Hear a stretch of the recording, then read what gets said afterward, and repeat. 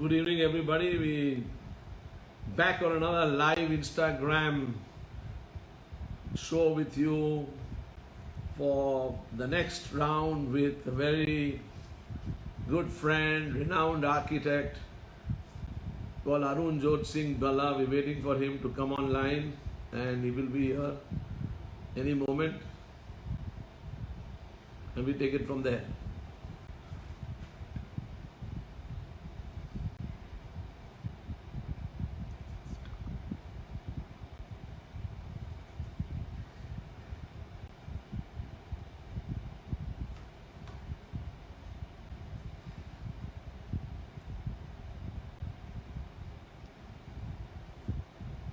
That's it. I think we're just waiting for him to come online. We've got RSP Designers, the Insta handle to come online. We're just connecting, and he should be here any moment. How are you, sir? So all masked and ready to meet you, Naveen. Great. Great to see you. Yeah, I'm taking this from our office. So as per our protocol, we have to wear our masks. There's no other way. And so you're still with, so you're still with the mask because Karnataka has opened up. We are in Maharashtra. We're still on work from home attitude. So there's no mask.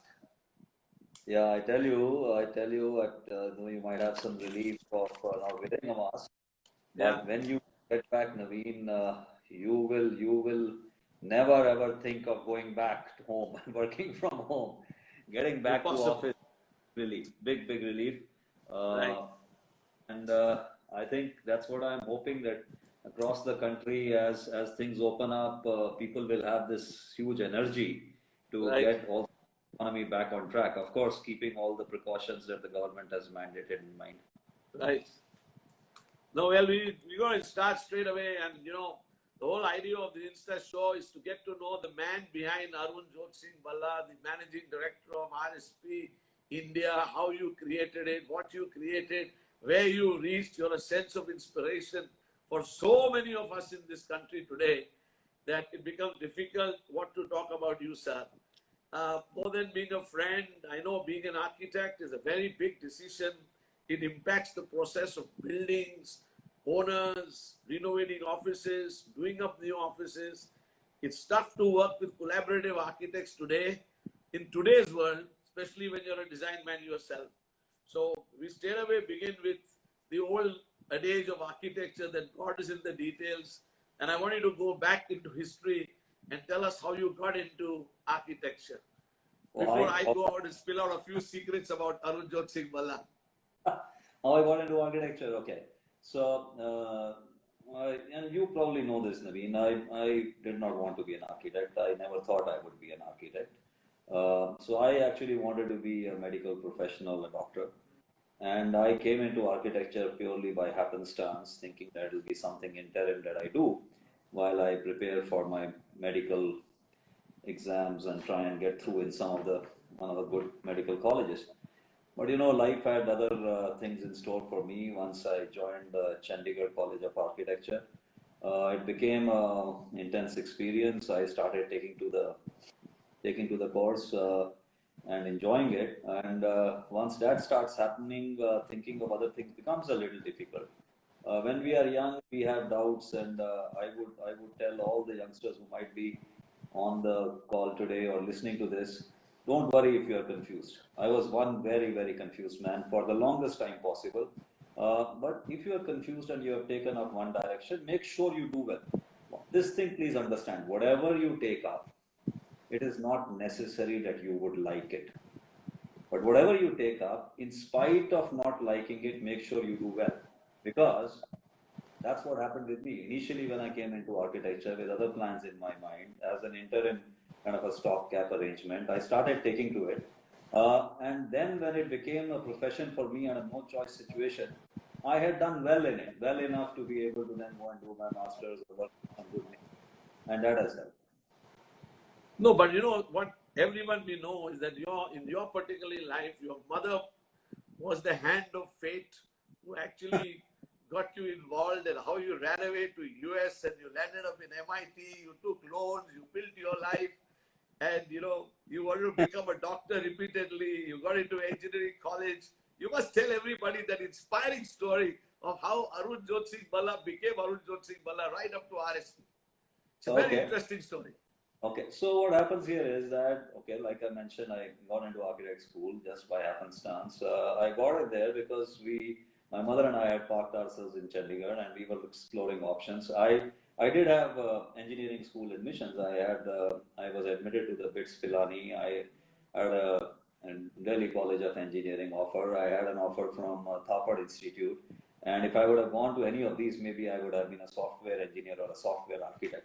I hung around in Chandigarh because I loved the city and I loved what the college could offer, and then went into this. Now, as I went through it, I soon realized by the fourth year of architecture, I realized I really did not know anything at all. I did not know much about the profession. So I was training with one very inspiring gentleman, Jasbir Sachdev Iglaston Associate in Delhi, and he set me straight. In 7 days at his office, I knew that I knew nothing. So he put me to the grindstone, and that was quite a bit of work in the sense that I had to reset my mind and reset the way I did things. So I worked literally every day of the week, and from there on, then came back, finished my architecture school at Chandigarh. Again, took another break because I thought this profession is not going to pay me much. So for 9 months or so, I did surveying, I sold land, I did a bunch of other things, nothing to do with architecture. But I must tell you, Naveen, and this one you probably do not know, that during that time I could stay in some of the villages in Punjab.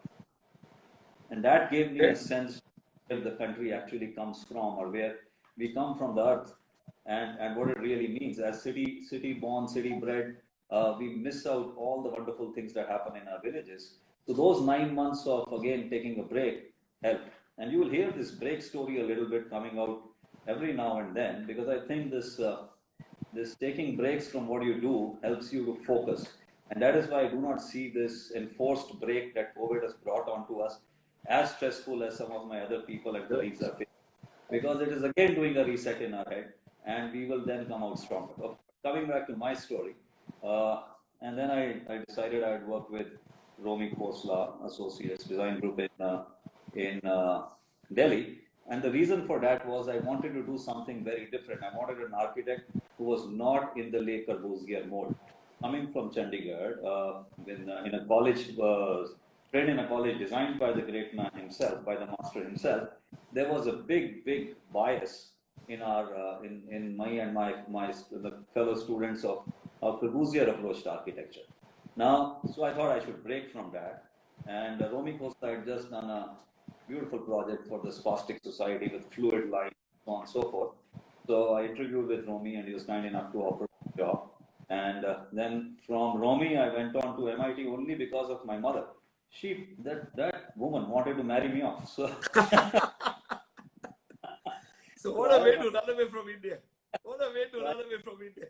And I said, if there is somebody here who's got a stronger will and keep forcing me every now and then, it's let's put some miles between him and her and me. So I scooted off. And then the stint at MIT did me a world of good. It did me a world of good for a couple of reasons. One is that it's a great school, no doubt. And it has a huge, some inspirational architects like I.M. Pei have graduated from there. The city of Boston is one of the most beautiful cities, and you learn a lot. Travel teaches you a lot. But more importantly, it did me a world of good because I had no resources. I did not have the money. So I had to do a multitude of jobs, like all Indian students do when they are in graduate studies. And that teaches you certain dimensions and teaches you a certain respect for money and the way you spend things and the way you look at life, which then becomes a cornerstone of things that happen in the future. Since I had student loans and so on and so forth, so the minute I graduated, US was in a bit of a recession. And I had one clarity in my head all through when I went to the US. I was coming back to India. I knew that the playground for me is India, not somewhere else. So I had none of those notions of going and taking a green card and a permanent residency here, there, nothing. I never even applied. And Singapore, primarily because Singapore was doing well. It could pay me in some dollar equivalent. And my criteria for coming to RSP, which again reset my life, was simple. I was looking for a Singaporean architectural design company with a project or some projects in India. Because remember, the trajectory was come back to India. So when that aspect came up with RSP, and they had this great project, the first tech park in the country, ITPL or International Tech Park as it is called, in Bangalore. So I said, no brainer, let's join RSP. So I joined RSP, and I learned a lot in those 3 years in Singapore. I must tell you, the work ethic in that country is absolutely worth emulating. The sense of discipline that people have, their whole aspect of putting work before anything else. So at a young age, when you go through what I call a grind, it makes you stronger. But more importantly, it was boom time in Singapore at that time. So there were design competitions. For example, I got the opportunity to work on a design competition, and we at RSP won it, which is the Capitol Tower, 253-meter tall building. And then this ITPL project came our way. There were museums. And Singapore RSP at that time, with 500 plus odd people, had the most diverse set of people from across the planet. We had people from Hawaii, US, UK, Australia, New Zealand, all of Asia. And that became one family. It used to be called United Nations of RSP. And RSP, and it continues to stand for that, might mean whatever, was used to be called really special people. So RSP is really special people, and those special people we learn from each other. We learn from each other, and then as fate would have it, our chairman decided that two of us, Mr. Gopi Bhavnani and myself, are to come to India and try to see if we can make something out of another offshoot for the company. So we came down here. I more on the ITPL side, the International Tech Park, because I was part of the design team that designed it. And then I came over the site. A lot of hand-drawn drawings as well, sitting at site. Good fun. We got the project done. Then we said, small roots are setting up. Let's go ahead and build something here. So between him and me, we started slowly growing from 2. We went to over 10 people. And now, by the grace of God, there are about 400 co-professionals in the country, 5 offices. And it's been one hell of a ride for the last 2 decades. A lot of projects and good fun. Fantastic, fantastic. You know, from what you tell me and from where you come to where you are, you've forgotten one small story before we go ahead. That one of the turning points of your life was, if I recollect, you told me this years ago when I met you, years and years ago, that you were even invited by Balkrishan Doshi to join him in Ahmedabad right out of college, and you decided and opted and said, no, you want to do a different type of architecture. So I would Very say, major decision of your life of not wanting to go, only not wanting to go to Ahmedabad. That was the secret you told me. You said, Ahmedabad nahi jane ka hai mere ko. That's how it started. Okay, so it's nothing. I mean, Balkrishan Doshi really is the pillar of Indian architecture. It's not that he invited me. I'll make one correction. He didn't invite me. I was the one who went and wanted to work with him, because as you come out and you have done your bit of taking your breaks and so on and so forth, the names that would come in anybody's head as a young student at that time, Naveen, would be Doshi and Korea. You know, these are the 2 strong pillars. That's cool. But nahi jana hai, Ahmedabad nahi jana hai, boss. So Okay. it was, and Romy Khoslas taught me a lot, and the partners there taught me a lot. So I think I made the right decision. Later on in life, I definitely did have chance to interact, meet Mr. Doshi, meet Mr. Korea. But I was in Boston as they came and visited and lectured. And then we invited Mr. Doshi when we were growing up in terms of the architectural practice in India. So he came and lectured at our office. He presented the diamond boards. Oh, fantastic. Lovely. And the great man that he is, he did have some memories. And nobody forgets. Who forgets a Sardar? Yeah. So You can't forget you. So he was kind enough to come down, and one of his ex-employees invited, who was working with us, she invited him over and he lectured us. So this is how it goes, boss. This Mr. Doshi, of course, is something, the biggest name now that Mr. Korea is gone. Super. Tell me, how busy is Arunjot Singh Bhalla on a normal day? You have 400 Yeah. people plus, you have 5 offices, you work, you're always free. Someone calls you, you're always answering a call. You ring you on the cell phone, you pick it up. How can you be so organized? I have something to learn from you, sir. Nothing, Seriously. nothing. How You busy have are to, you? How you can have to it be? yeah, it is very simple. First, you have to say Arunjot Singh Bhalla pre-COVID and post-COVID. Abhi to post-COVID, I mean, we are all got lots and lots of time. We don't know what we are agonizing about how we are going to keep our companies afloat and our people in all settled and focused.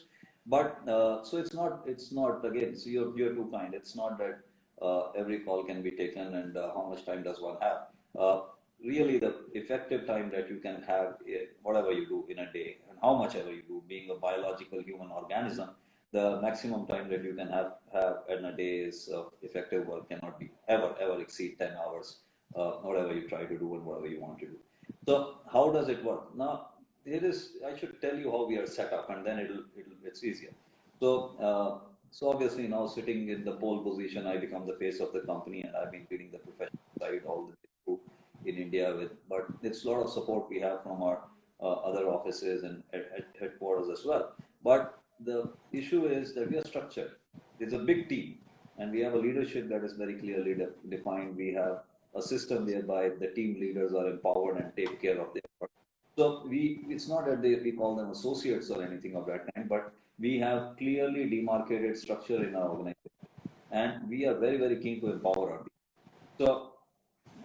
So it's simple. If the work is delegated well, and there is one has to guard against micromanagement, and one focuses on the work and aspects that I need to look at, and the others focus on what they are looking at, and as a collective we achieve. So RSP is not about one individual. I might be talking to you today, but it's a set of people, a set of very strong, committed people. One thing that you might not know, Naveen, that more than the 22 years that we have been in India, our core team of 70 plus people have been in our company for more than 15 years. Fantastic. Super. They are not paying at the highest. Huh? So it's the general bullshit that happens in the company that keeps That's almost 27%. Almost 27%. Of the core leadership has not changed and will not change. And irrespective of, this is the second crisis that we are facing from an economic standpoint. The first one was in 2008, 2009. I think our basics, because we are a corporate and we give a lot of respect to our people, has enabled us to all stay together.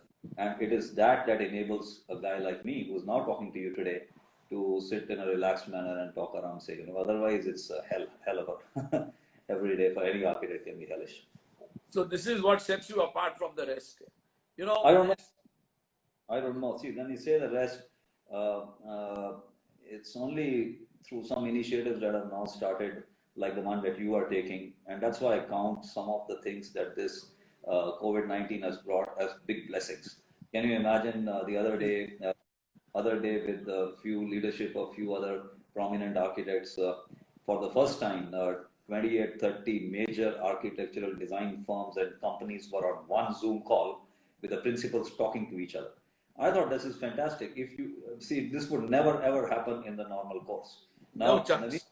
Naveen Keswani and the Zach group has come with this fantastic idea that let's get hold of these guys, masked or unmasked them really. And people are willing to come. And I think this great opportunity of interacting, sharing thought process are the big they're not very tangible and they are not something that's going to give money, but it enables another kind of a thinking that has emerged. That's fantastic. So that's where we are now. Tell me more. I'm going to tell you more. There's an old adage which says that architecture is a visual art. And this visual art creates buildings and buildings speak for themselves. Okay. Having said that, what is your design philosophy? I'm not saying RSP India. Of course, RSP India and RSP worldwide, with all your offices, all the jobs, all right from Emirates Star in Dubai to Nakil to all Singapore to Clark Quay in Singapore is different. I'm saying you have steered this group from zero to everything to date, along with Gopi and along with the team. Now you're at the hem of the show. What is your design philosophy? First of all, I must compliment you. Now, you picked up Nakil out of all the setup. So you really been reading up on us and you've researched it. So I must compliment you because the Nakil Mall that is happening, probably one of the largest in Dubai and in the region. Many people don't know about it. And it's a great project. Nothing that I was associated on. One of my colleagues and friends is a designer at the Dubai office. So thank you for that because you picked up a project that typically nobody would say much about, but it's a great project. It's on that Palm Jumeirah and it's beautiful. Now, on the Palm Island, it's beautiful. Now, coming to your specific question of what happens here as a philosophy and what is my particular philosophy.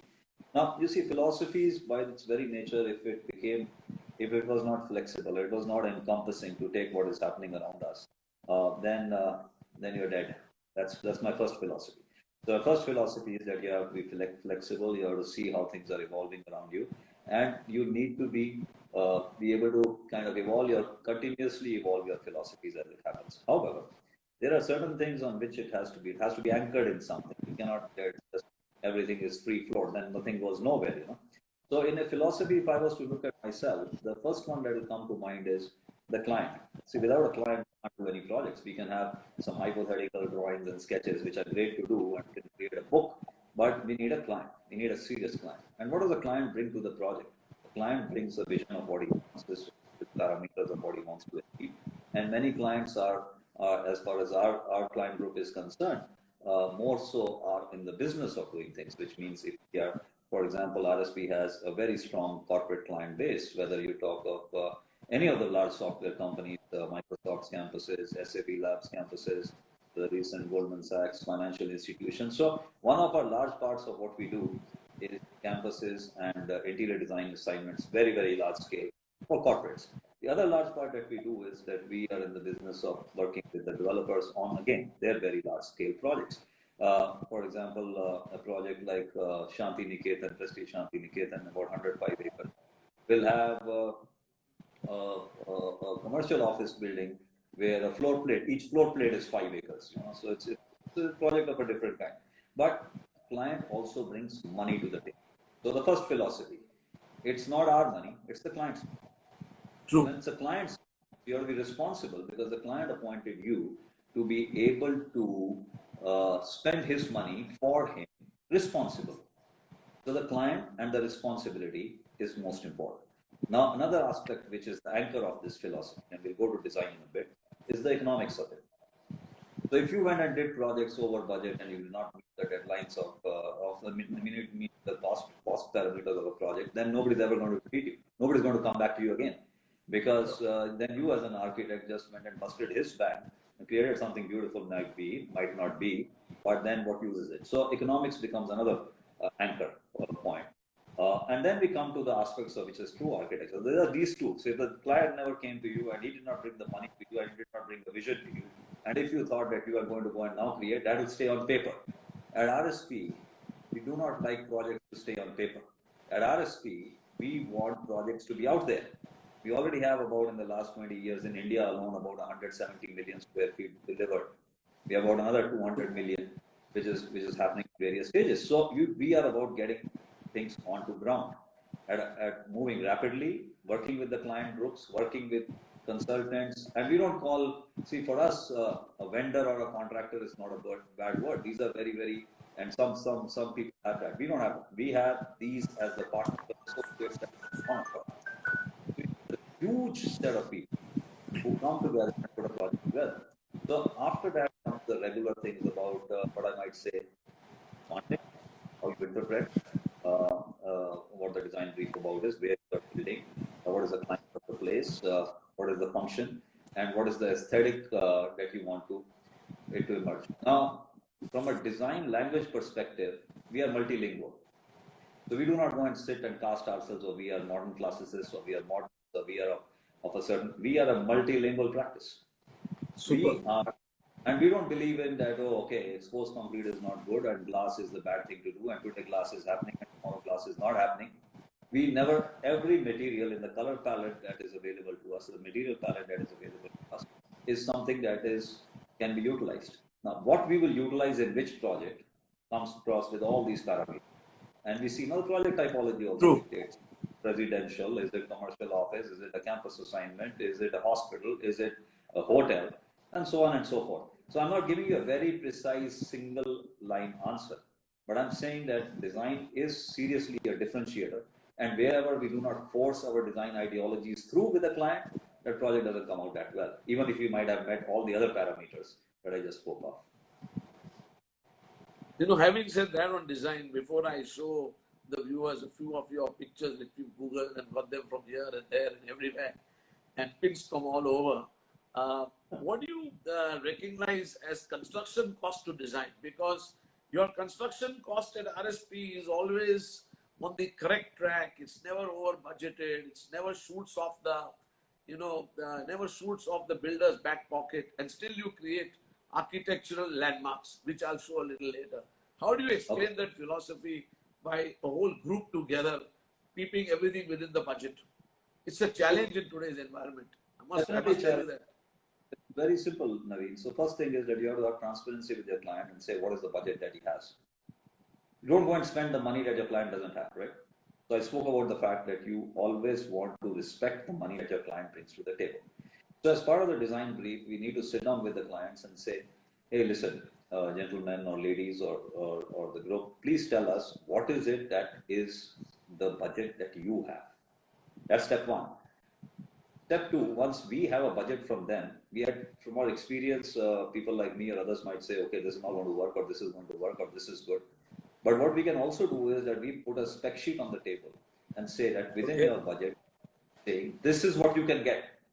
Now you can want a Taj Mahal, but you have a budget for a railway bogie, so that's not going to work. So if you want a railway bogie, then let's give you the railway bogie to the best possibility within the money that you have. And if you're looking for something that is a Taj Mahal, then let's use that in the best and most efficient manner. But you are right.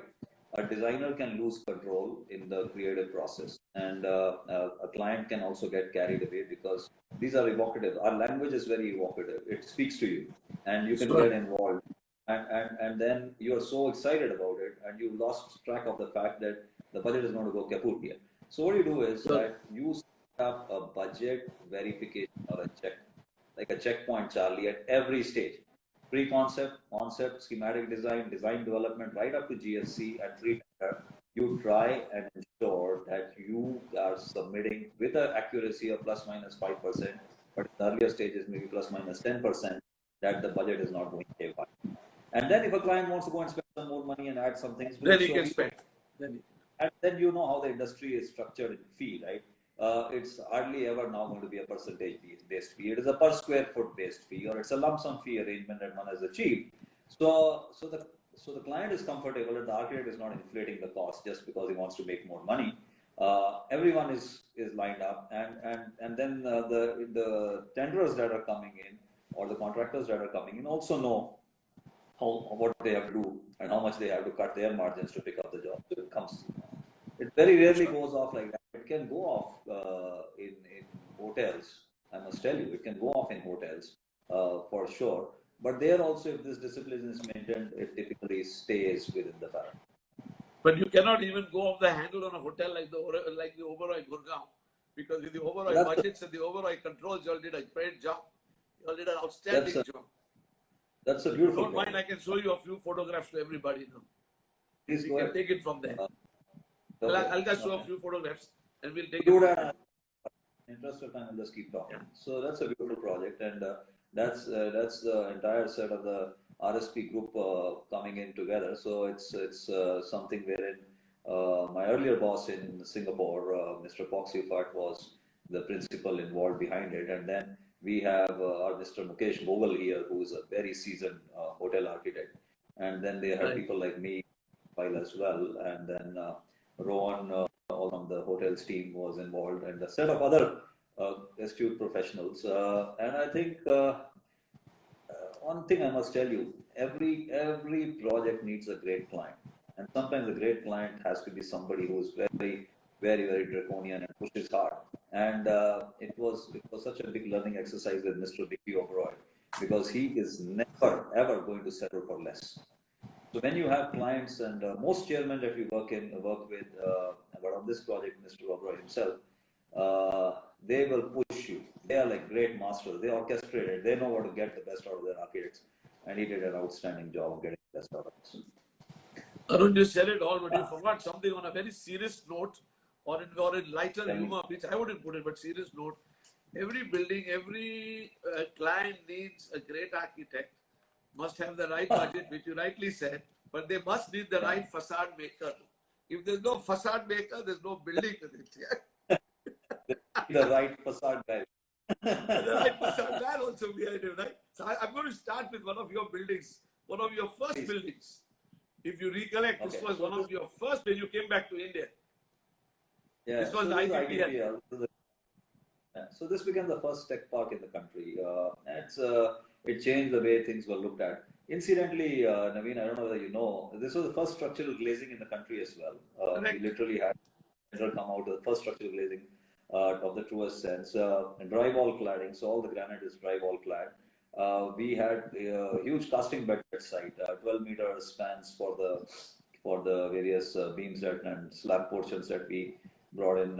So L&T did an outstanding job of setting up precasting beds at site, and then we would put it together. So it's a hybrid. It's not purely precast, but then if you look at precast, the glass is precast and the stone is precast and the slabs are precast, but then there are some cast in situ items, my way of columns being cast in situ there. A project which changed the way, actually it became a kind of a catalyst and ended up spawning this huge glass focus. Correct.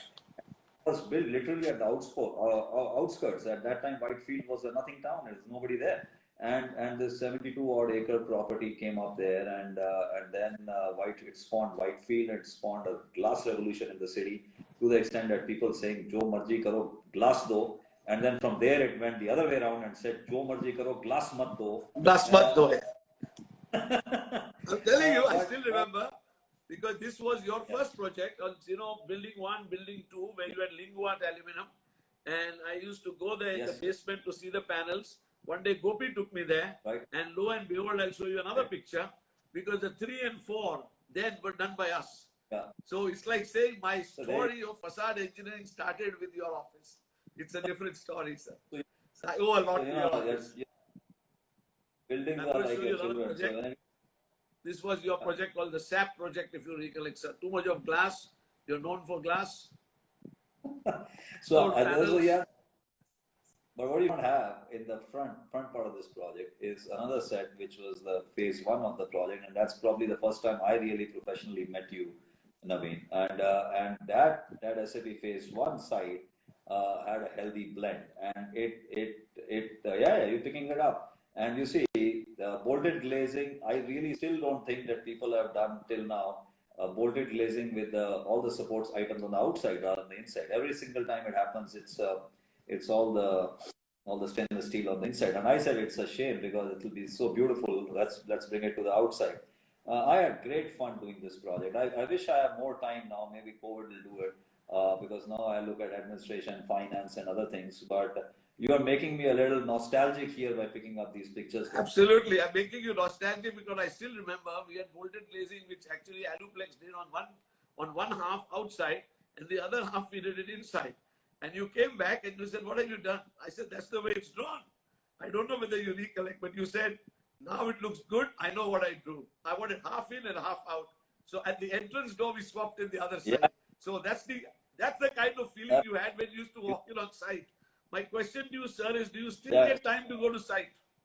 That's another question. So before that we do that, I must say you have an elephantine memory, because the half in, half out is that this part of the building has the entire structural support system, as you can see, on the outside, and another part has it on the inside.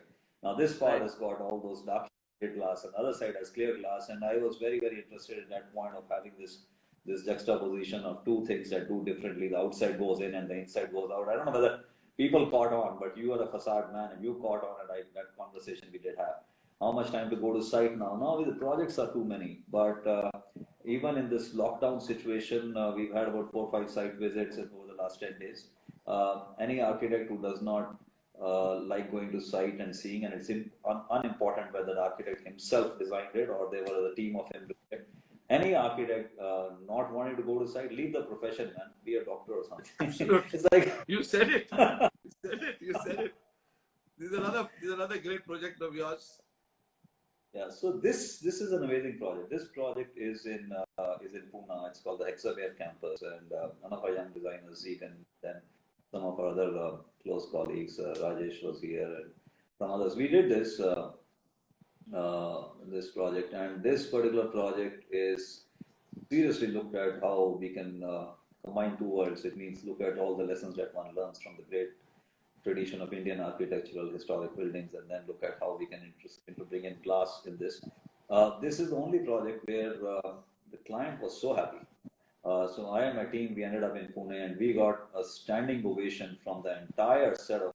They had it outside, they had a big function, and then the entire set of users got up and applauded. It became a very humbling experience because I did not know. There's another one which, you must have got a standing ovation because, no, this is too small for you. This is like nothing. This is one of your masterpieces. Masterpieces of artistry. No, this one not too small. It's the biggest client on the planet.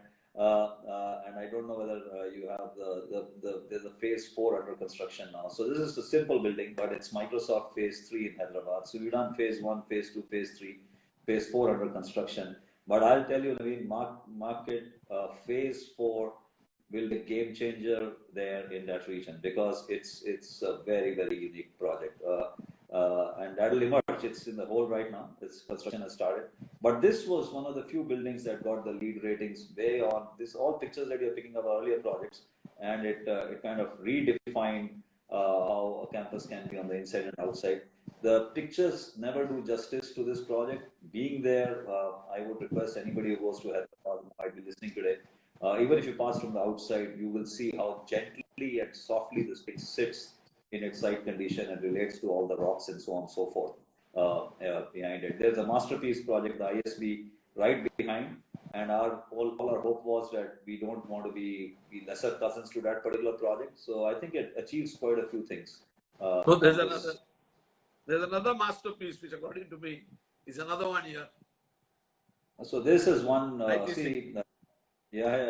So Atkins was involved initially with this, and then Yes. we came in over, and this has maybe even Zach has awarded it some ITC are great clients, and this is a project which got done well within the budget. ITC was very happy with that. It met all the energy parameters. It's a LEED platinum building, and it's a stunning experience as you walk between those two wings.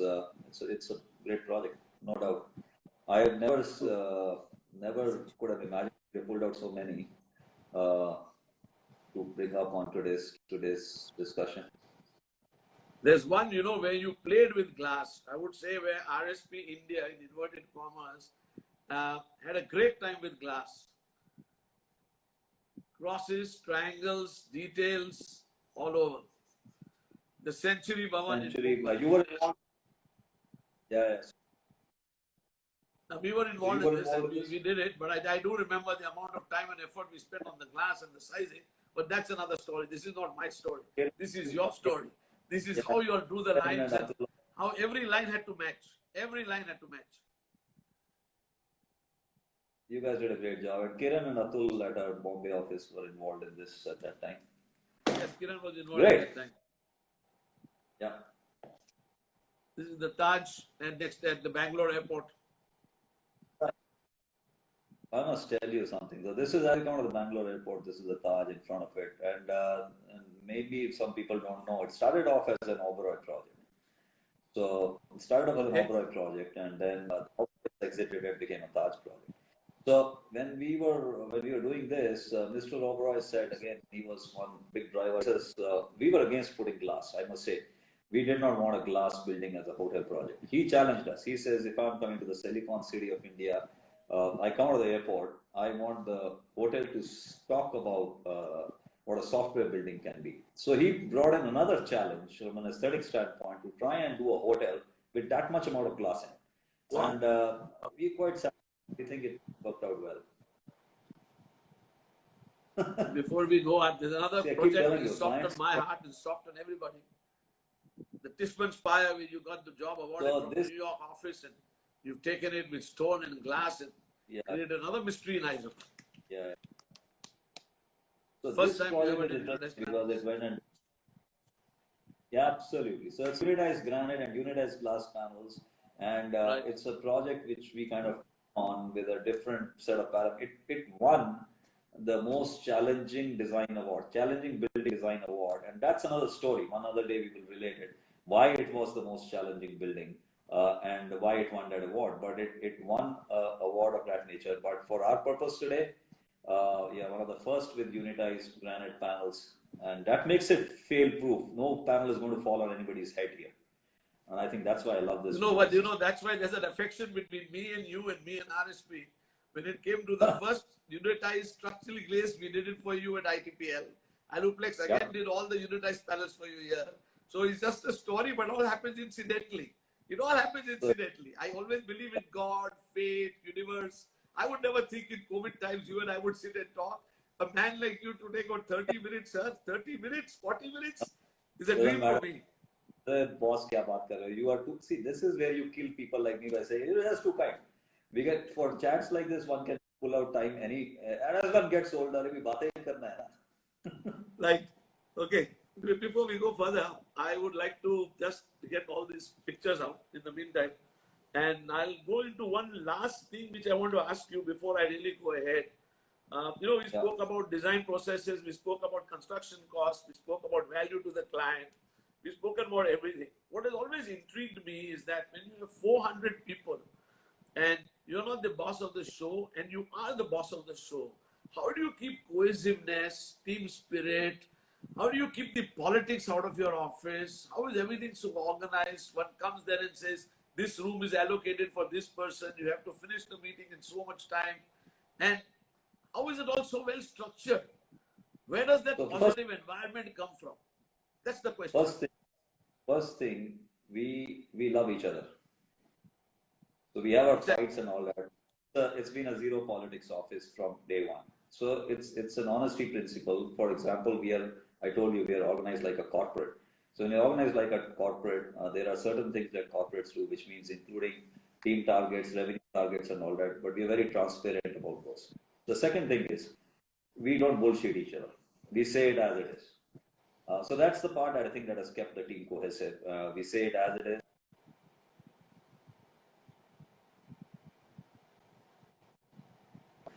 It's a family, it's a team, and we love each other, so it moves forward. But then there are other aspects. How do we manage to make sure it's time efficiency, so on and so forth? So like in any corporate or any place, there is huge amounts of improvement possible. But initial days and early days, we set out to do a few things. We very rarely, and I'm actually totally against it. We were forced to do it last year. We don't work on Sundays. We will not work on Sundays. We do not want to do what is called architects love it sometimes. All-nighters, all night outs. We don't want to do that. I am of a firm belief that if you come early in the morning, fresh, and do your work for 7-8 hours, maybe 10 hours, that's great news, and that's enough. Don't do more than that because it's not required. Any amount of efficiency that you're going to push through is going to be that much amount of time, and you should structure your life to do that. You should be doing what you're doing. You should not be perpetually stressed out, and this can happen in a profession very easily. Plus, in the design field, it can be like a drug,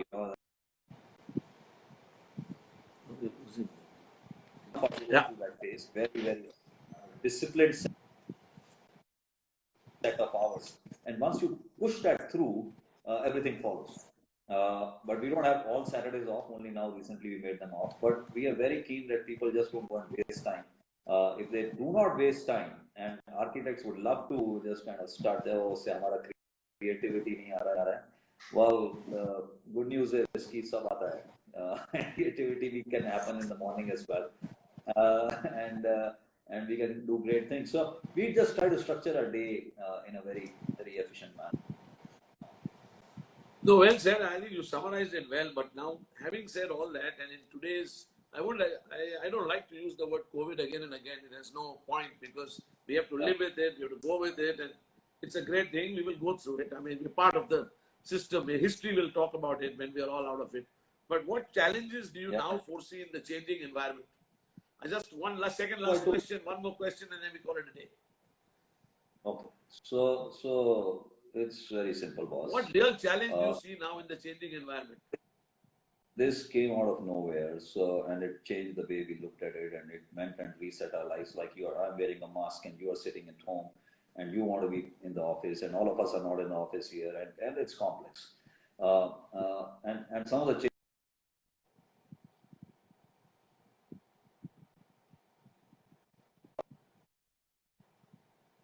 Large volume practices like ourselves, as well as the smaller practices, are going to face challenges in terms of securing jobs. The jobs are going to get limited. Number of projects is going to get.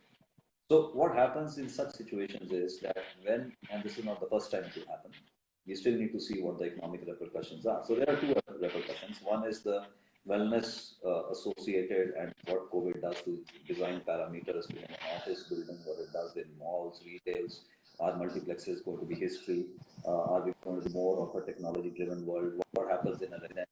All that is there, and that's a 40-50 minute lecture by itself. But let me just back up to what it will do for us in terms of some other things, which is that since there are going to be lesser jobs, it's a great opportunity for us to take a step backwards and see and recalibrate and reset our heads and correct some of the things that we were not doing correctly.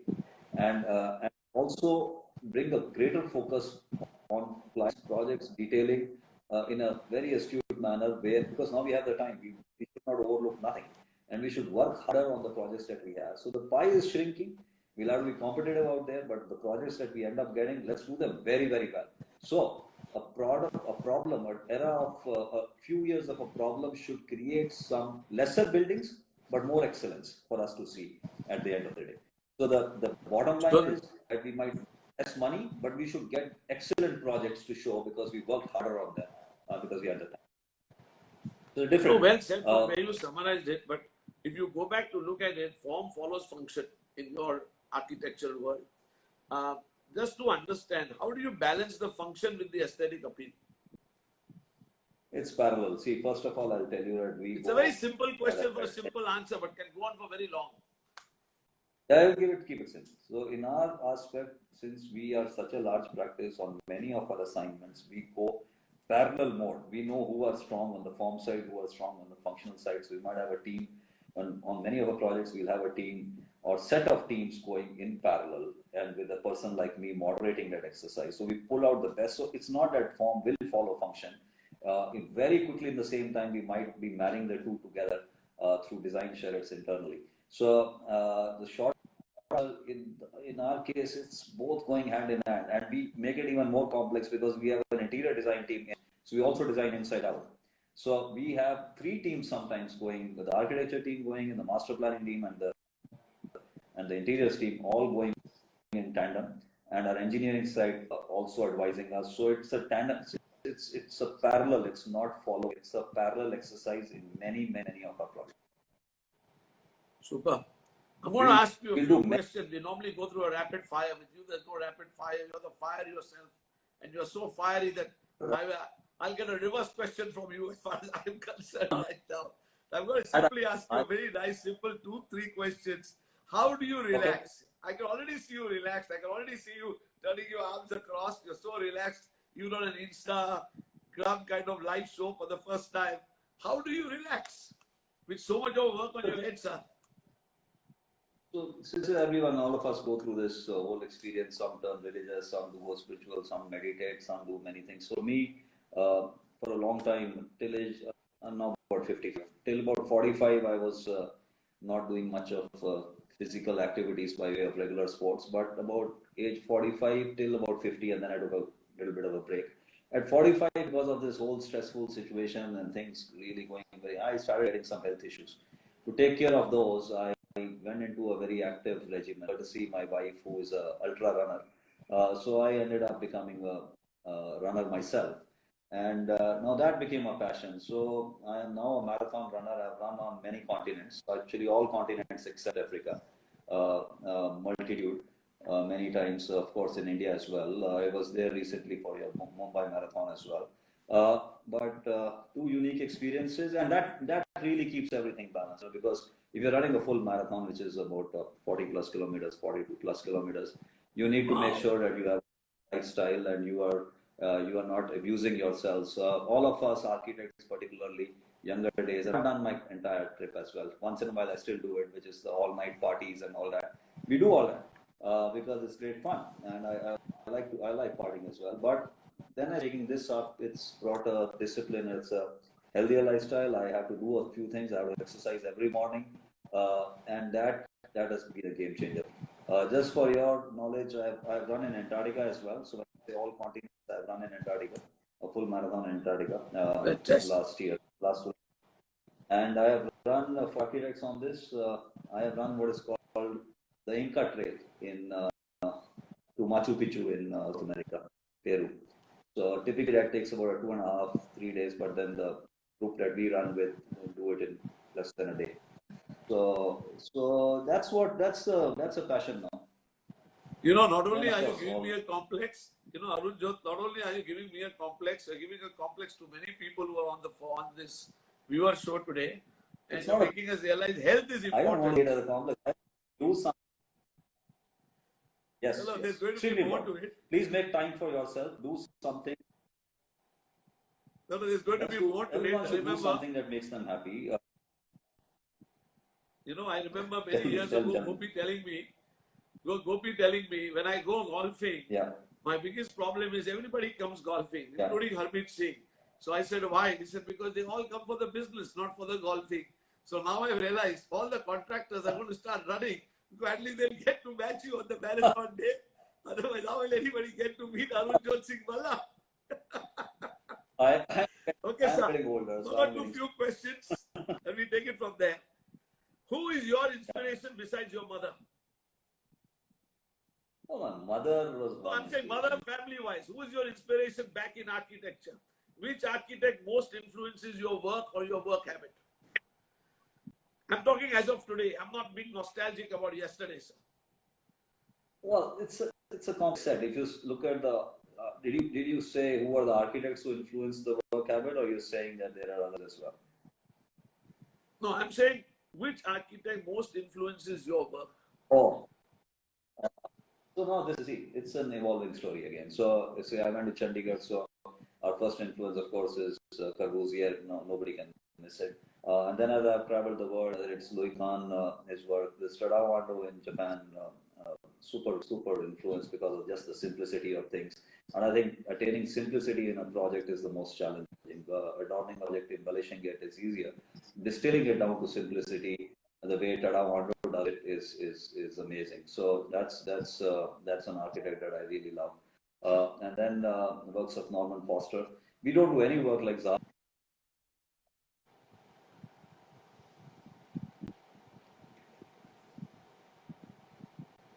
They